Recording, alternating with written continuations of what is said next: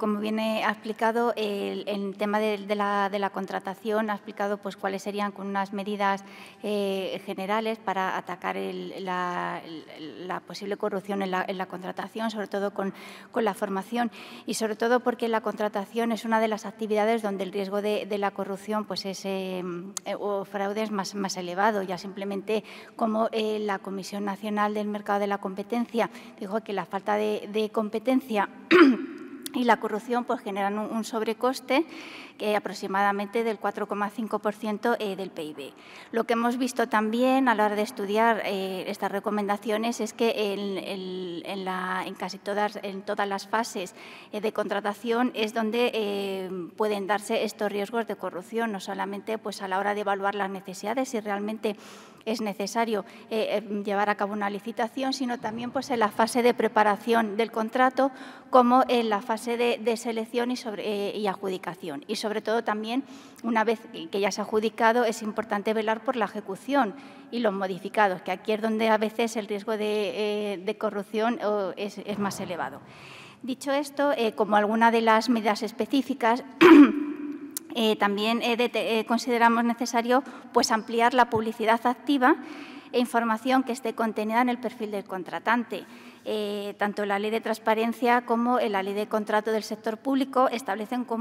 imponen el deber de publicar como unos requisitos mínimos dedicados sobre todo pues una información, una actividad mínima de información, pero consideramos que es necesario ampliar esta información, sobre todo a aspectos relacionados con la ejecución, cuál ha sido pues, el abono del precio, las recepciones, los incumplimientos. También, como consecuencia también de incidir en la transparencia, otra de las recomendaciones sería aumentar toda la información a los ciudadanos pues, a través de las redes sociales, publicaciones institucionales, de tal manera que puede publicarse, sobre todo a comienzo del año, pues, una relación de todas las licitaciones o todos los contratos más importantes que plantee tramitar cada administración. Por otro lado, también consideramos conveniente establecer unas instrucciones que faciliten pues, la fijación del precio a fin de facilitar la efectividad del contrato y evitar modificaciones. Es decir, el precio es uno de los elementos esenciales del contrato y de su adecuación depende que el adjudicatario pueda cumplir con aquello con lo que se compromete. Otra de los aspectos que ahora regula la Ley de Contratos del Sector Público como una de las novedades en el artículo 115 son las consultas preliminares al mercado. Consideramos que es necesario, no se establece con carácter obligatorio, pero sí que es recomendable, consideramos que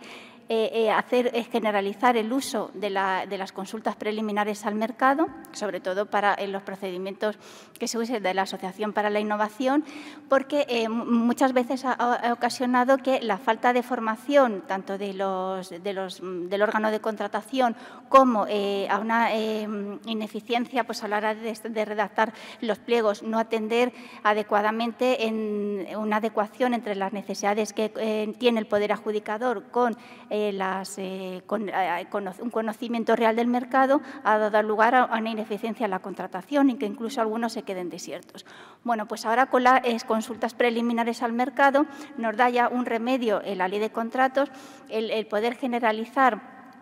hacer estas consultas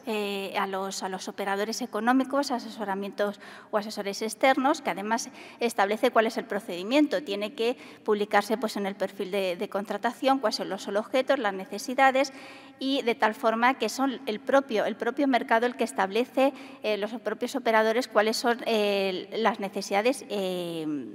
para cumplir cuáles son los requisitos o condicionantes para poder satisfacer las necesidades del mercado. Esto también consideramos que es un gran avance y tiene que hacerse un gran uso de la generalización de las consultas preliminares al mercado, con independencia de que pueda dilatarse en el tiempo la licitación o incluso el coste, pero a veces los propios órganos de contratación no sabían muy bien cómo ponerse en contacto algunas consultas con los operadores económicos, además dando lugar pues, a cauces que no son opacos o poco transparentes, correos electrónicos, con lo cual esto es una medida importante. También otras recomendación pues sería instrucciones o buenas prácticas pues para delimitar la división en lotes o motivar la no división. Es cierto que ahora con la Ley de Contrato del Sector Público se potencia que la división en lotes pues para facilitar el acceso a las pymes. No obstante también, pero a la vez contraviene por otra parte, bueno, pues que se realice el fraccionamiento con el objeto de evitar o la finalidad de eludir los requisitos de publicidad. Entonces, ¿cómo se compaginan se concilian estas dos condiciones? Bueno, pues sería necesario unas guías o unas instrucciones en el que se faciliten indicaciones por parte de la Administración acerca de qué objetos contractuales sean susceptibles de división en lotes, así como pues, del grado de fraccionamiento que es admisible. Por otra parte, en cuanto a otros de los requisitos, también serían con unas instrucciones a la hora de delimitar los supuestos y contenido de las mejoras. Ahora también pues, para identificar lo que son mejoras, que a veces no es fácil en la práctica, se suelen confundir con lo que son prestaciones principales. Bueno, pues que ha de entenderse por mejoras, cuáles son las más apropiadas para su previsión en los pregos, etcétera. Otro aspecto importante sería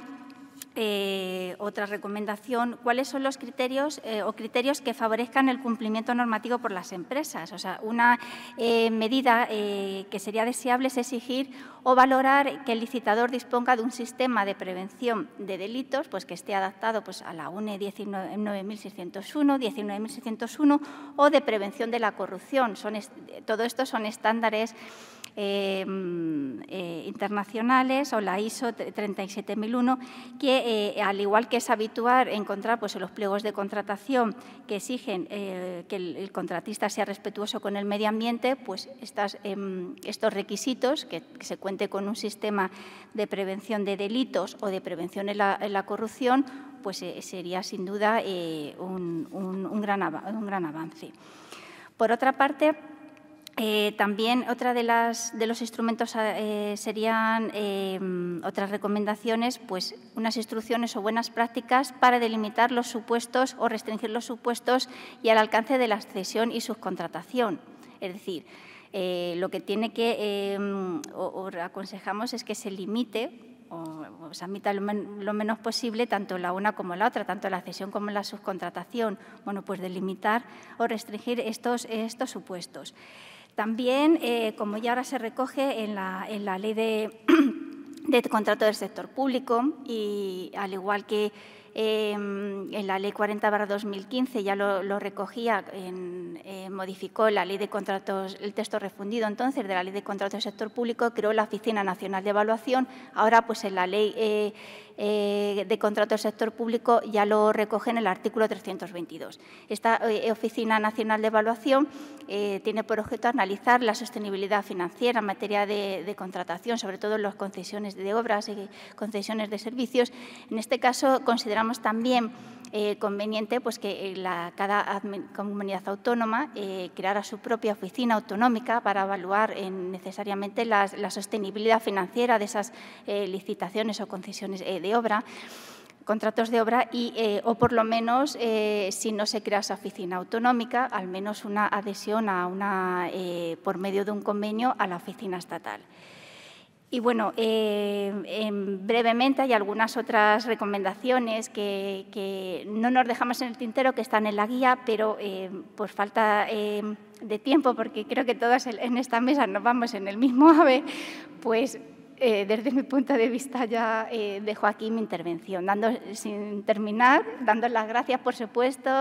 tanto a Dan Nieto, a Luis Arroyo, a la universidad por contar con nosotros y bueno, muchas gracias.